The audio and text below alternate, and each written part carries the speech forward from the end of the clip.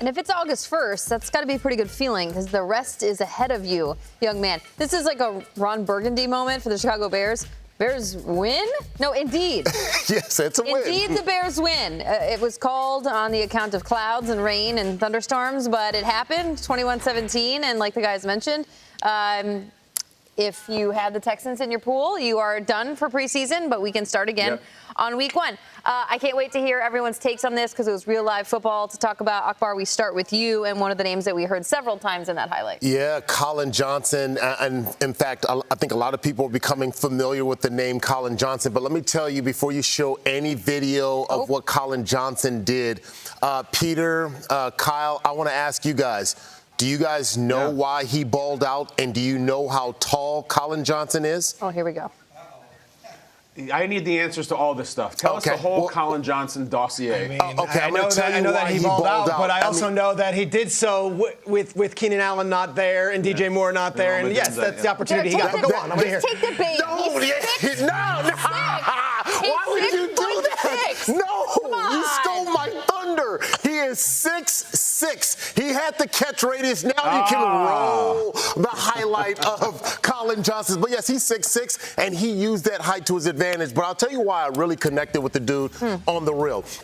It's because I understand this kid was a practice squad player. You know, he's been in the league for a little bit now, but he's now starting to kind of get his wings under him. He's starting to feel confident. He's got some veteran receivers around him. He's starting to feel like the competition is going up with Keenan Allen there. But I don't know this kid, but I just love the way he balled out. The tallest wide receiver in the NFL, just like I'm the tallest host here at 6'6". I'm just going to keep putting that out there, the 6'6" part out there. But shout out to Colin Johnson, though, for having a great first game in that Hall of Fame game.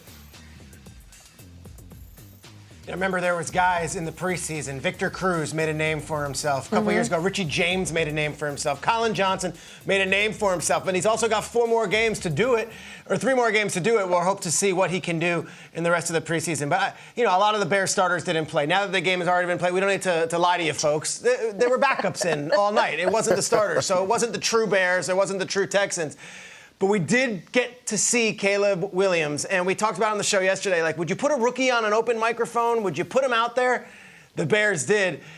Here is what Caleb Williams sounded like, just a little taste of the Caleb Williams experience as they interviewed him from the sideline. What did you want to show if you had been able to get out here tonight? Yeah, it's been a while since I've been on the football field, since November 18th. And so, being able to get out here and play a game. That time is coming soon. We just got I think a sack fumble. They recovered it. But, just to get back out here, get back on the field. I told Coach how, exciting it feels to be back out on the field finally. And so, and that was just for warm-ups, let alone just getting out here to play. All right, so just a taste of his personality. Now, what I'm told and what we heard is that he is going to take snaps in the preseason at some point. Okay. So you saw him. He was leadership. He was doing all the stuff on the sidelines. Great. We saw a little Hard Knocks clip. It was cool. Hopefully we get that later in the show. But just a taste of the Caleb Williams experience. That's all I wanted. Just a little appetizer. And we got to see him, talk to him, and he was in great spirits. So that's my takeaway. This is fine. Colin Johnson, all that great. But there's more to come, and that's the future right there. Really, the star of the game and the spotlight was taken from Caleb and C.J. Stroud by the new kickoff policy. Like, that's what we were looking at last night. And before we even roll the tape, like, there was, I think, a concern maybe amongst fans that, there's going to be 1 million kickoff returns now, and everyone's going to be for a touchdown. No, like, the coverage was actually really good, and it was fascinating watching the broadcast describe it, and they line up here, and they can't do this, they can't do this. There is one thing really deep in the weeds I thought was fascinating and took the broadcast to a great place.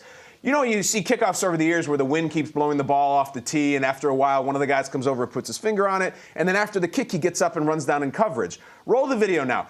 The fact now the kicker is isolated. He's not with the rest of the coverage people. So the holder comes out and will hold it in case of heavy wind, and then he has to immediately take the tee and get the hell off. If there were to be a kick return broken, he cannot participate in the play whatsoever, get off the field. So we're running this and keep running this. And Buck starts saying, it's like my guy Mojo. I'm like, who is Mojo?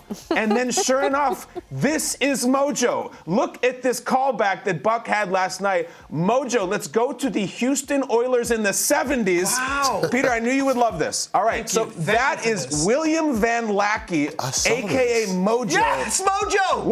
Watch where this goes. It is a Houston Oilers equipment manager, and he does a boom, Mojo! Simone Biles, eat your heart out. Seriously. That was Mojo's job, was to go out, get the thing, get the hell off the field, and he became this beloved figure with the Oilers. That was his only job. Love you, Blue. This is so great. He, for 16 years, was with the Oilers. He would do the team's laundry every day. Every but on single game time day, like that? it was showtime. That was it. Every time. It was like you could have had Hall of Famers returning the kicks, and everybody's going, Mojo, Mojo.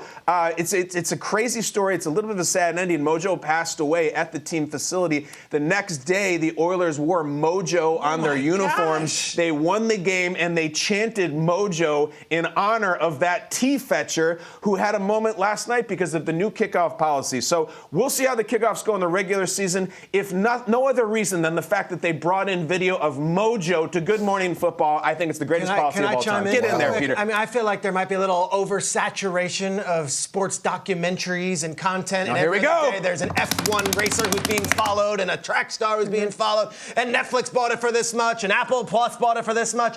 How has there not been a Mojo documentary? That's an incredible story. 16 years with the team? I think every team now should have someone like Mojo whose job is to run out and get it in the case of the high winds. Yep. That should be an every time thing. We used to have dogs doing that. Oh, we had kids doing it for We years. need more of that. But look how cool Mojo is. I love this man. And the fact, wherever and you you may guys, be. the fact that Joe Buck was the one that had this call in during the broadcast is perfect because this video footage is actually clearer than Joe Buck when he called into our show yesterday, which was like so perfect. The fact that that is from the 70s and the Houston Oilers game, and the fact that it's clearer image, and like I'm gonna go M for Mojo today with my red jacket. I got nothing until I saw Mojo. This is a Mojo jacket officially. This is happening. He's gonna be my mascot for the day. So great. You know what? I love that. That's great that you brought that M in there. I will say though, I played on that turf, that old school artificial turf, and I remember when I had my first skin graft because I took off all the skin on my arm. Mojo's out there like full on diving on that hard carpet. And I'm like, I wonder how many skin grafts or how many times he had to like a little rug burn on there. But shout out to Mojo for just going in hard, man. That's the hardest T-fetcher I've ever seen. It's a new job. It's a new job. And I Mojo think, Doc's going to be huge. Yes, you're right. Mojo Doc, huge.